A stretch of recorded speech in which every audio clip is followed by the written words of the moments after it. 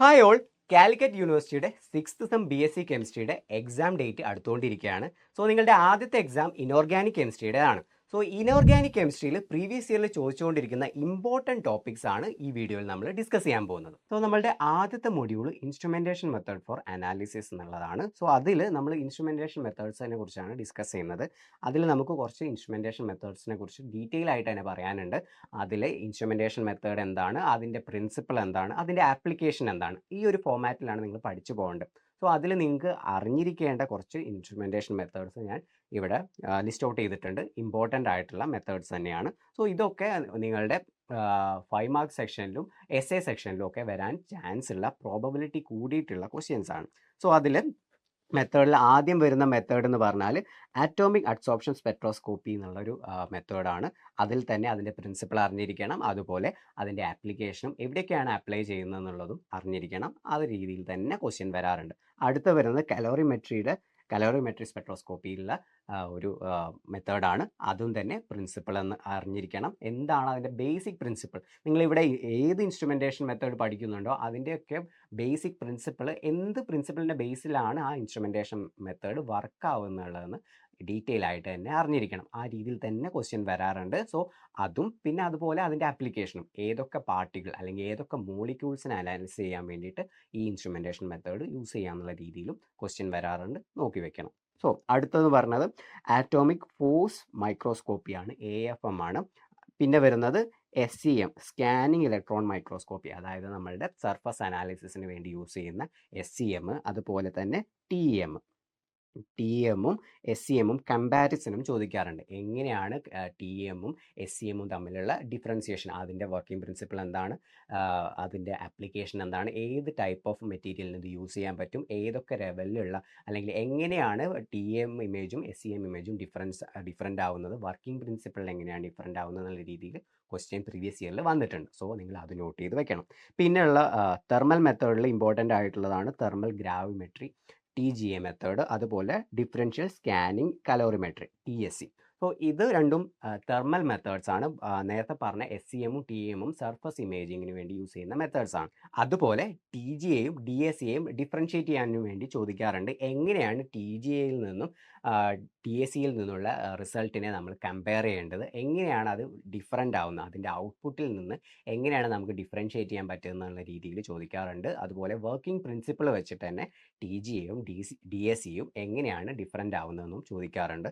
അപ്പോൾ ഈ differentiate ചെയ്യാനുള്ളൊക്കെ points നിങ്ങളുടെ അടുത്ത് ഉണ്ടായിരിക്കണം. അതിന് നിങ്ങൾ വർക്കിംഗ് പ്രിൻസിപ്പിൾ ഡീറ്റെയിൽ ആയിട്ട് തന്നെ അറിഞ്ഞിരിക്കണം. സോ ഈ ചാപ്റ്ററിൽ നിന്ന് മെയിനായിട്ട് വരുന്ന ക്വസ്റ്റ്യൻ എന്ന് പറഞ്ഞാൽ എന്താണ് ഇവിടുത്തെ വർക്കിംഗ് പ്രിൻസിപ്പിൾ എന്നും, അതുപോലെ 2 മെത്തേഡ് തന്നിട്ട് അത് കമ്പയർ ചെയ്യാൻ വേണ്ടിയിട്ടാണ് ചോദിക്കാറ്. അധികവും നിങ്ങളുടെ 5 മാർക്ക് സെക്ഷനിലും സെക്ഷനിലുമാണ് ക്വസ്റ്റ്യൻ വന്ന് കണ്ടിട്ടുള്ളത്. സോ നിങ്ങൾ ഈ മൊഡ്യൂൾ എന്തായാലും അറിഞ്ഞിരിക്കണം, അതുപോലെ പഠിച്ചിട്ടിരിക്കണം. നമുക്ക് അടുത്ത മൊഡ്യൂൾ നോക്കാം. അടുത്ത മൊഡ്യൂൾ എന്ന് പറഞ്ഞിരിക്കുന്നത് ട്രാൻസിഷൻ ആൻഡ് ഇന്നർ ട്രാൻസിഷൻ എലമെൻസിനെ കുറിച്ചിട്ടാണ്. സോ അതിൽ നിങ്ങൾ ട്രാൻസിഷൻ എലമെൻറ്റിനെയാണ് കൂടുതൽ ഫോക്കസ് ചെയ്യേണ്ടതെന്ന് ഞാൻ പറയും. അതായത് നിങ്ങളുടെ സിലബസ് പ്രകാരം ട്രാൻസിഷൻ എലമെൻറ്റിനെ കുറിച്ചിട്ടാണ് നിങ്ങൾക്ക് കൂടുതലും അറിഞ്ഞിരിക്കേണ്ടത്. അല്ലെങ്കിൽ നിങ്ങളുടെ സിലബസ് പ്രകാരം കൂടുതൽ പോർഷൻസും ട്രാൻസിഷൻ മെറ്റലിനെ കുറിച്ചിട്ടാണ്. സോ ട്രാൻസിഷൻ മെറ്റലിനെ കുറിച്ചിട്ട് അവിടെ നിങ്ങൾ ഇമ്പോർട്ടൻ്റ് ആയിട്ട് അറിഞ്ഞിരിക്കേണ്ടത് അതിൻ്റെ അയണൈസേഷൻ എനർജിയുടെ ട്രെൻഡ് ഉണ്ട്, അതുപോലെ കളർ ഫോം ചെയ്യുന്നുണ്ട്, magnetic property and reducing property. So ഈ പ്രോപ്പർട്ടീസ് ഒക്കെ ട്രാൻസിഷൻ എലമെൻസിൻ്റെ ഇലക്ട്രോണിക് കോൺഫിഗറേഷൻ, അതുപോലെ ഏതൊക്കെ പ്രോപ്പർട്ടീസ് കൊണ്ടാണ് ഈ പ്രോപ്പർട്ടീസ് ഒക്കെ വരുന്നത്, ഇതിനൊക്കെ ഒരു ബേസിക് ആയിട്ടുള്ള പ്രോപ്പർട്ടി ഉണ്ട്. അതുകൊണ്ട് ഈ പ്രോപ്പർട്ടിയിലുള്ള ട്രെൻഡ് ചോദിക്കാറുണ്ട്. അതുപോലെ ഈ ട്രാൻസിഷൻ എലമെൻറ്റ്സ് എന്തുകൊണ്ട് ഇങ്ങനെ കാണിക്കുന്നു എന്നുള്ള രീതിയിൽ ക്വസ്റ്റ്യൻ വരാറുണ്ട്. സോ അതും നോട്ട് ചെയ്ത് വെക്കണം. അതുപോലെ അതിൻ്റെ കാറ്റലിറ്റിക് പ്രോപ്പർട്ടി ചോദിക്കാറുണ്ട്.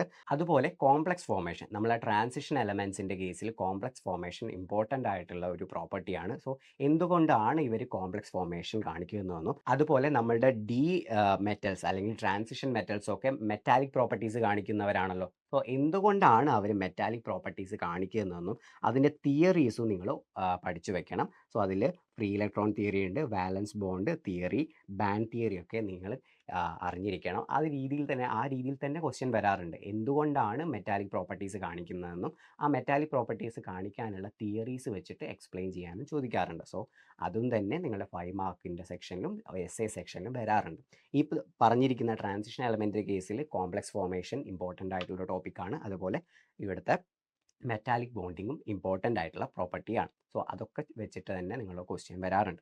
ഇനി അടുത്തൊരു സബ്സെക്ഷൻ വരുന്നത് ലാന്തനൈഡ്സിനെ കുറിച്ചിട്ടാണ്. സോ ലാന്തനൈഡ്സിനെ കുറിച്ചിട്ട് ചോദിക്കുമ്പോൾ അതിൽ ഇമ്പോർട്ടൻ്റ് ആയിട്ട് നിങ്ങൾ ഒരു രീതിയിലും ഒഴിവാക്കാതെ പഠിക്കേണ്ട ഒരു കാര്യമാണ് ലാന്തനൈഡ് കൺട്രാക്ഷൻ. ലാന്തനൈഡ്സിനെ കുറിച്ചിട്ട് ബാക്ക് ടു ബാക്ക് പ്രീവിയസ് ഇയറിൽ ചോദിച്ചിട്ടുള്ള ഒരു ക്വസ്റ്റ്യൻ ആണ് ലാന്തനൈഡ് കൺട്രാക്ഷൻ എന്താണ്, അതിൻ്റെ കോൺസിക്വൻസ് എന്തൊക്കെയാണെന്നുള്ളത്. സോ അതിൻ്റെ കോസ് ആൻഡ് കോൺസിക്വൻസ് ഇമ്പോർട്ടൻ്റ് ആണ്, ഓർത്തു വയ്ക്കണം. എക്സാമിന് എന്തായാലും ചോദിക്കുന്ന ഒരു ക്വസ്റ്റ്യൻ ആണ്, ഒരു ടോപ്പിക്കാണ് ലാന്തനൈഡ്സിൻ്റെ കേസിൽ. അതുപോലെ അതിൻ്റെ ഇൻഡസ്ട്രിയൽ ആപ്ലിക്കേഷനും ഇമ്പോർട്ടൻ്റ് ആയിട്ടുള്ള ഒരു ടോപ്പിക് തന്നെയാണ്, നിങ്ങൾ പഠിച്ചു വെക്കണം. ഓക്കെ, അപ്പോൾ ലാന്തനൈഡ്സിൻ്റെ കേസിൽ നിങ്ങൾ ലാന്തനൈഡ് കൺട്രാക്ഷൻ ഒരു രീതിയിലും ഒഴിവാക്കാതെ പഠിച്ചു വെക്കേണ്ട ഒരു ടോപ്പിക്കാണ്, അതിൻ്റെ കോഴ്സും കോൺസിക്വൻസും. പിന്നെ നമുക്ക് അടുത്തൊരു സബ്സെക്ഷൻ വരുന്നത് ആക്ടിനൈഡ്സ് ആണ്. സോ ആക്ടിനൈഡ്സിൻ്റെ കേസിലും ഇതിൻ്റെ ഇലക്ട്രോണിക് കോൺഫിഗറേഷനും ജനറൽ ക്യാരക്ടറിസ്റ്റിക്സുമാണ് ഇമ്പോർട്ടൻ്റ് ആയിട്ട് വരുന്നത്. പക്ഷേ ലാന്തനൈഡ്സിൻ്റെ കേസിൽ പറഞ്ഞതുപോലെ അത്ര ഇമ്പോർട്ടൻ്റ് ആയിട്ട് ഫ്രീക്വൻ്റ് ആയിട്ട് ക്വസ്റ്റ്യൻ വരാറില്ല. സോ നിങ്ങൾ ഓർത്ത് വയ്ക്കണം, ഈ ഒരു മൊഡ്യൂളിൻ്റെ കേസിൽ നിങ്ങൾ ഇമ്പോർട്ടൻസ് കൊടുക്കേണ്ടത് എപ്പോഴും ട്രാൻസിഷൻ എലമെൻറ്റിനും അതുപോലെ ലാന്തനൈഡ്സിൻ്റെ കേസിലുള്ള ആ ഒരു ലാന്തനൈഡ് കൺട്രാക്ഷൻ എന്നുള്ള ആ ഒരു ടോപ്പിക്കിനുമാണ് ഇമ്പോർട്ടൻ്റ് കൊടുക്കേണ്ടത്. സോ അടുത്ത മൊഡ്യൂൾ നോക്കാം. അടുത്ത മൊഡ്യൂൾ നമ്മുടെ കോർഡിനേഷൻ കെമിസ്ട്രി ആണ്. സോ കോർഡിനേഷൻ കെമിസ്ട്രി നിങ്ങളുടെ ഈ ഒരു ഇനോർഗാനിക് ടോപ്പിക്കിൽ ഒരു മോസ്റ്റ് ഇമ്പോർട്ടൻറ്റ് ടോപ്പിക് അല്ലെങ്കിൽ മോസ്റ്റ് ഇമ്പോർട്ടൻറ്റ് മൊഡ്യൂൾ എന്ന രീതിയിൽ തന്നെ ഞാൻ പറയുള്ളൂ. സോ അത് ഇമ്പോർട്ടൻ്റ് ആണ്. അപ്പോൾ ഈ ഒരു മൊഡ്യൂൾ നിങ്ങൾ ഒരു രീതിയിലും ഒഴിവാക്കരുത്. ഇവിടുന്ന് ഇമ്പോർട്ടൻ്റ് ആയിട്ടുള്ള ക്വസ്റ്റ്യൻസ് വരാറുണ്ട്. സോ അതിൽ നിങ്ങൾ ഒരു രീതിയിൽ ഒഴിവാക്കാൻ പാടില്ലാത്ത ഒരു ടോപ്പിക്കാണ് വാലൻസ് ബോണ്ട് തിയറി. അതിൽ തന്നെ നിങ്ങൾക്ക് ജിയോമെട്രി എക്സ്പ്ലെയിൻ ചെയ്യാൻ പറയാറുണ്ട്. കോർഡിനേഷൻ നമ്പർ 4 വരുന്നതും കോർഡിനേഷൻ നമ്പർ 6 വരുന്ന രീതിയിലുള്ള കോംപ്ലക്സിൻ്റെ ജിയോമെട്രി എങ്ങനെയായിരിക്കും, അതിൻ്റെ സ്റ്റെബിലിറ്റി എങ്ങനെയായിരിക്കും എന്ന രീതിയിൽ നിങ്ങളത് സബ്സ്റ്റാൻഷിയേറ്റ് ചെയ്യാൻ പറയാറുണ്ട്. സോ അങ്ങനത്തെ ക്വസ്റ്റ്യൻ വരാറുണ്ട്.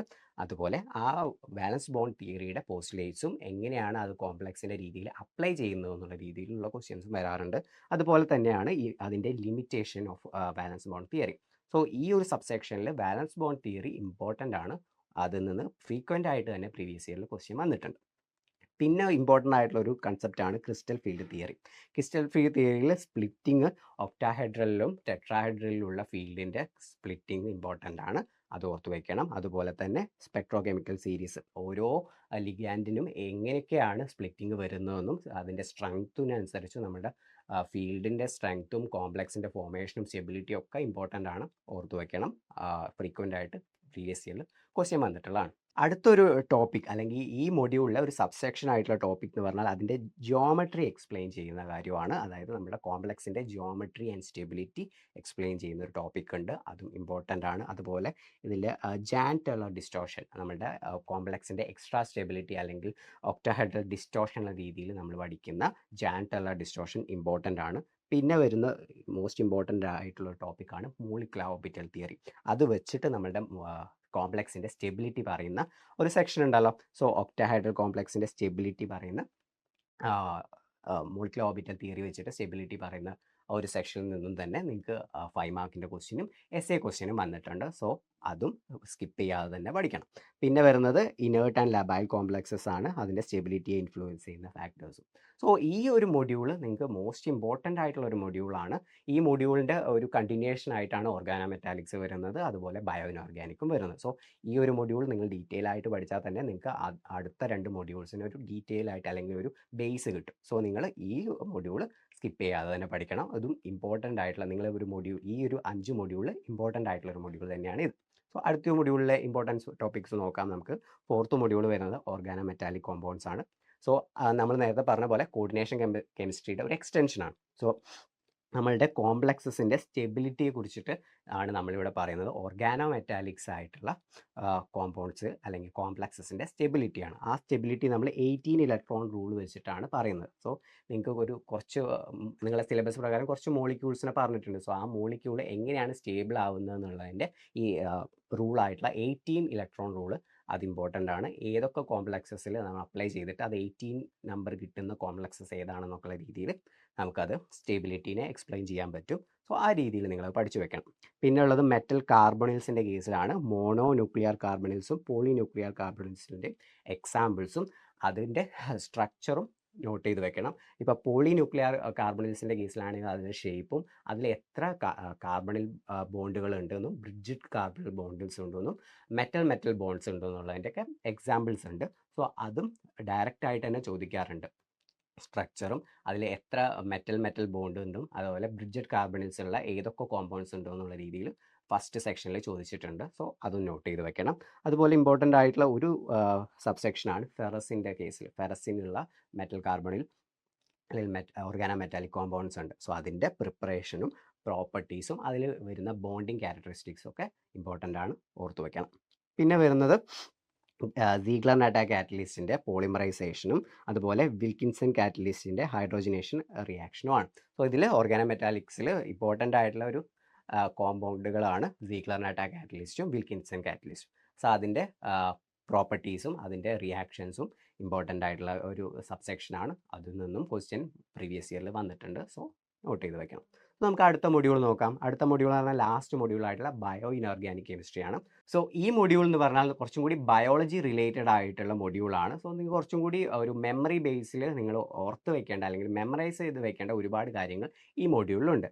സോ അതിൽ ഇമ്പോർട്ടൻ്റ് ആയിട്ട് വരുന്നത് ഹീമോഗ്ലോബിനും മയോഗ്ലോബിനും ആണ്. സോ അതിൻ്റെ ഡിഫറൻഷിയേഷൻ ചോദിക്കാറുണ്ട്. എങ്ങനെയാണ് മയോഗ്ലോബിനും ഹീമോഗ്ലോബിനും ഡിഫറൻ്റ് ആവുന്നതും അതിൻ്റെ സ്ട്രക്ചറൽ ഇമ്പോർട്ടൻസ് എന്താണെന്നും അത് ചോദിക്കാറുണ്ട്. അതിൻ്റെ സ്ട്രക്ചർ വെച്ചിട്ട് അതിൻ്റെ പ്രോപ്പർട്ടി വെച്ചിട്ട് അതിൻ്റെ ആപ്ലിക്കേഷൻ വെച്ചിട്ട് അത് എങ്ങനെയാണ് ഡിഫറൻ്റ് ആവുന്നത് എന്നുള്ള രീതിയിൽ ക്വസ്റ്റ്യൻ വരാറുണ്ട്, ഓർത്തു വെക്കണം. അതുപോലെ ക്ലോറോഫിലിൻ്റെ രീതിയിലും ക്ലോറോഫിലിൻ്റെ സ്ട്രക്ചറും അതിലെ ഇമ്പോർട്ടൻറ്റ് കോമ്പണൻസും അതുപോലെ ഫോട്ടോസിന്തസിസിൻ്റെ രീതിയിലും ചോദ്യം വരാറുണ്ട്. സോ നിങ്ങൾ ഇവിടെ പറഞ്ഞിരിക്കുന്നതൊക്കെ ഇമ്പോർട്ടൻ്റ് ആയിട്ടുള്ള ടോപ്പിക്കുകൾ തന്നെയാണ്. റിപ്പീറ്റഡ് ആയിട്ട് പ്രീവിയസ് ഇയറിൽ ക്വസ്റ്റ്യൻ വന്നിട്ടുള്ള ടോപ്പിക്സാണ്. സോ ഒരു ഇയറിൽ ചോദിച്ചില്ല എന്ന് വെച്ചാൽ അടുത്ത ഇയറിൽ ചോദിക്കാൻ ചാൻസ് ഉള്ള ക്വസ്റ്റ്യൻസ് തന്നെയാണിത്. സോ അത് നിങ്ങൾ ഇമ്പോർട്ടൻ്റ് ആയിട്ട് പഠിച്ച് വെക്കേണ്ട കാര്യങ്ങൾ തന്നെയാണ് ഇവിടെ പറയുന്നത്. ഓക്കെ, അടുത്ത ഇമ്പോർട്ടൻ്റ് ആയിട്ട് എസ് എ ക്വസ്റ്റ്യൻ വന്നിട്ടുള്ള ഒരു ടോപ്പിക്കാണിത്, സോഡിയം പൊട്ടാസ്യം പമ്പ്. സോ അതിൻ്റെ സോഡിയം പൊട്ടാസ്യം പമ്പ് നമ്മളെ ബയോളജിക്കൽ സിസ്റ്റത്തിൽ എങ്ങനെയാണ് ഇമ്പോർട്ടൻ്റ് ആയിട്ട് നിൽക്കുന്നത് എന്നുള്ളതിൻ്റെ ഒരു കാര്യമാണ് ഇവിടെ നിങ്ങൾ ക്വസ്റ്റ്യൻ പേപ്പറിൽ ഡിസ്കസ് ചെയ്യേണ്ടത്. അതുപോലെ bio chemistry of calcium, zinc and cobalt. നമ്മുടെ ബോഡിയിൽ എന്തൊക്കെ കാര്യങ്ങളാണ് കാൽഷ്യം, കോബാൾട്ടും സിങ്കും റെഗുലേറ്റ് ചെയ്യുന്നത് എന്നുള്ള രീതിയിലുള്ള ക്വസ്റ്റ്യൻ ആണ് വരാറുള്ളത്. അത് നിങ്ങൾ ഇതിലൊന്നും നിങ്ങൾക്ക് പ്രോബ്ലംസ് ഒന്നും വരില്ല. ജസ്റ്റ് നിങ്ങൾക്ക് മെമ്മറി ഇതിൻ്റെയൊക്കെ ആപ്ലിക്കേഷൻ അല്ലെങ്കിൽ ഇതിൻ്റെയൊക്കെ പ്രോപ്പർട്ടീസൊക്കെ ഒന്ന് മെമ്മറൈസ് ചെയ്താൽ നിങ്ങൾക്ക് ആൻസർ ചെയ്യാൻ പറ്റുന്ന കാര്യങ്ങൾ മാത്രമേ ഉള്ളൂ.